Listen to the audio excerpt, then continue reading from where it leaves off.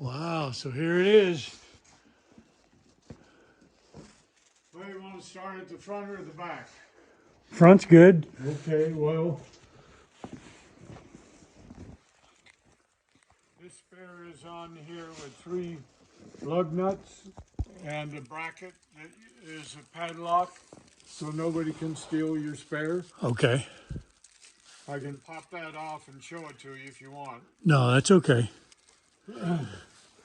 This brush guard, was that something was that aftermarket or did that come from the dealer? No, I had a guy in Grand Junction make this for me.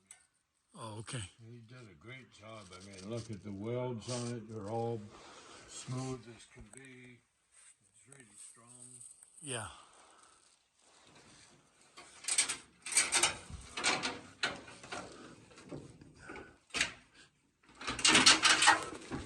So you had a, So the chain wraps around here, and then you can snap a padlock. So if you're leaving your truck out someplace, nobody's going to steal your battery. okay. Because we used to leave this truck out in the desert a million miles from anywhere and then go hiking for a couple of days. Oh, And so, you know, I wanted to be sure I could get the truck going when I got back. So this is a extra cooling package. The radiator is a little larger than the standard, and it has this shroud around it. It's called extra cooling package. and that's something when you ordered the truck, you checked that box. Right. Yeah. And then I have in the back, there's a brand new 6-ton bottle jack. If you don't want it back there, the way I used to have the old one was it sits right here with thumb screws to screw it down. I have a bracket that fits over it. Here's the chock block in case you have to jack the truck up to block your wheels. Oh, okay. I used to carry chains here. Oh, and jack handles can go in here along with flares. Now that hose there may need to be replaced. The one that goes, yep. That's the one thing in the brake system I didn't repair or replace. And I suspect it's revving on the manifold over behind the air cleaner, and I think it's leaking vacuum. Okay. But last time I drove it, it seemed fine. The time before that, the pedal would fade. You hit it again, it comes right back up, but it would fade. It's not using any brake fluid, so I think it's going to be the vacuum leak. Okay. It looks like it's pretty much, you know, since when I had my boat for 13 years, about sometime in March, I'd take it down to San Francisco Bay, bring the trailer back empty, leave the boat down there. And then about middle of May, I would go down there and get the boat, take it to a lake in northern Trinity County and leave it there for the summer. Bring the trailer home again. And then in the fall, I'd fetch the boat out of the lake, take it to San Francisco Bay. Some winters I left it down there all winter. Most winters I brought it home around early December sometime. So since I sold the boat in 2008, this truck has only been beyond Hayfork one time. And one time I took it to Weaverville to pick up a new rototiller. And since that, and outside of that, it's never been beyond Hayfork, and since 2008. This is a good thing to have if you get hit in the back. Yeah. I was pulling a water truck, and we run out of slack in the chain. We come tight, and boy, I banged my head against that window. So anyway, I put this in. This doesn't have a reset for your, when I was using the saddle tanks.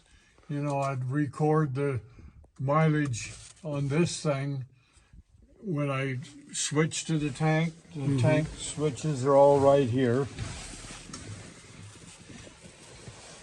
You see? Oh. Three position switch. or Okay. whatever tank you want to use. What else about the cabin? It's a camper key. This is to unlock the spare tire on the front. Uh-huh. Anyway, we'll leave them right here on the toggle. Okay.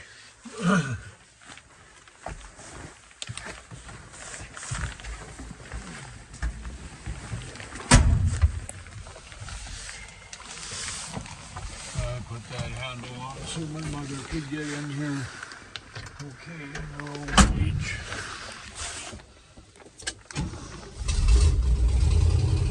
Oh, I hear that exhaust leak. Oh yeah. When you're going down the road, it isn't bad. If you open the hood, it's really loud. Yeah. Well, I may consider putting some headers on it. Yeah, the only problem is that one broken stud on that head over there, but I should have done that. Instead of surfacing the manifolds, I should have just put headers on it at that point. Yeah. You know, because it blew the gaskets right away anyhow, so. They, those manifolds are just not enough iron in them, you know, for what they're doing. Right. Yeah.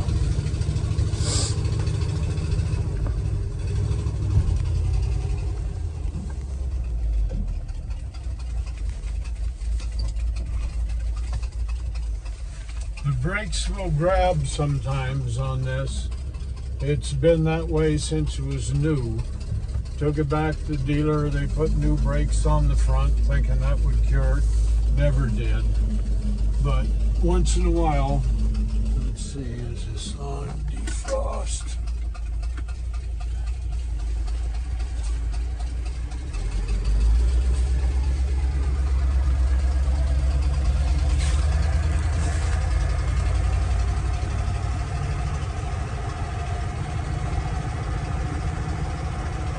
So I always just run it out of here in first gear, easy on the engine, and that 12%. If I have it in second gear, I'm just churning the back wheels, kicking the gravel off.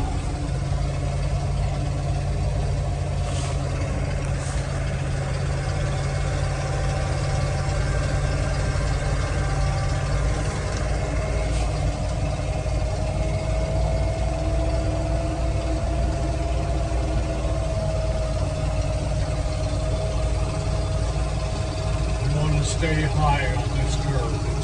It's steeper on this side than it is on the outside of the curve. Okay. So I see you almost got off the road there, coming down or going up. But going out of here, you want to keep it to the right. Okay. So that steep spot.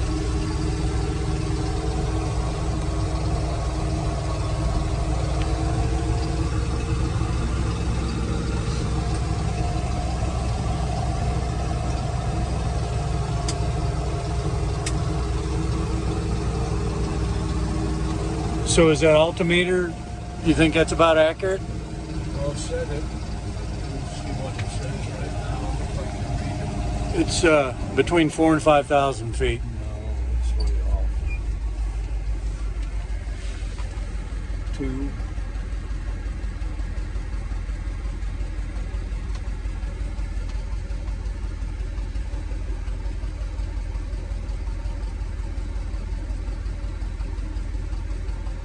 That's what you're at up here, about 3,500? No, we're Oh, 25. 2550 right here. Oh, okay. All right. Let me take it down the flat here and then take over. Okay.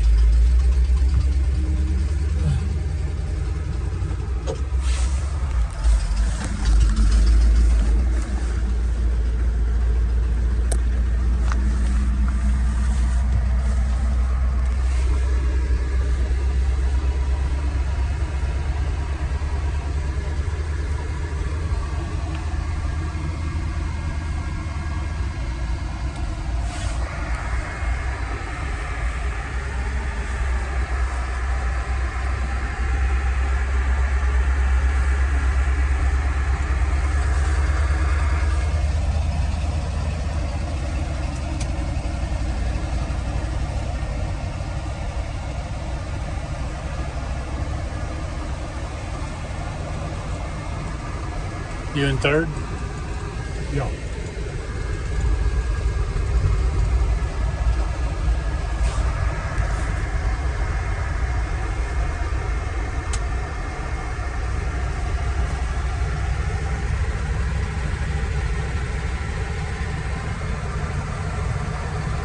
Very first time I've driven this out in the rain in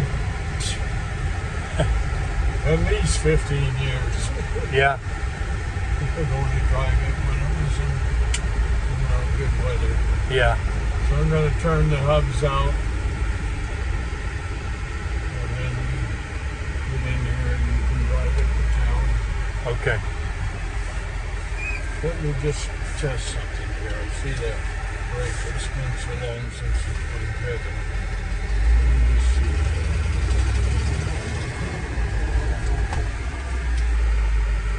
Well, they work. Let me see if there's any fade in it.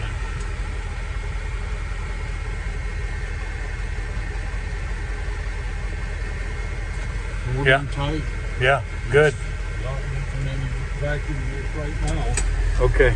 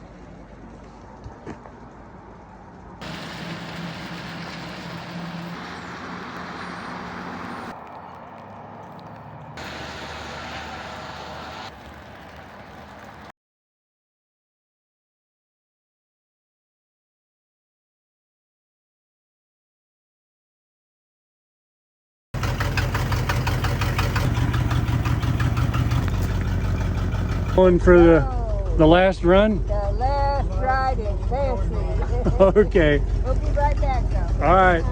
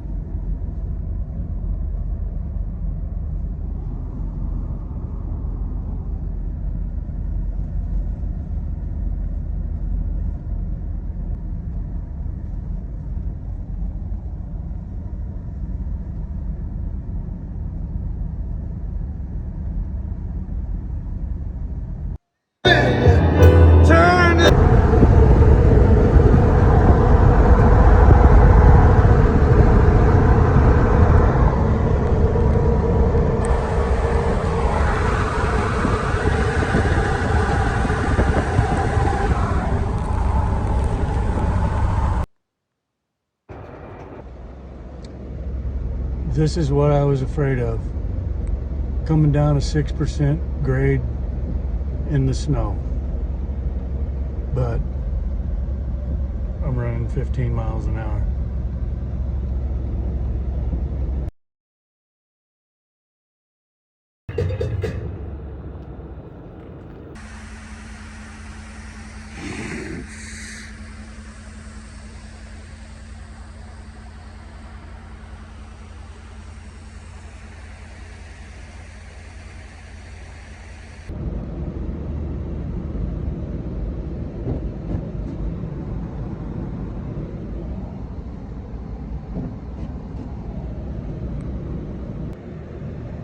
I think that semi is spinning his wheels trying to get up that ramp. Just now getting on Interstate 80 at Evanston.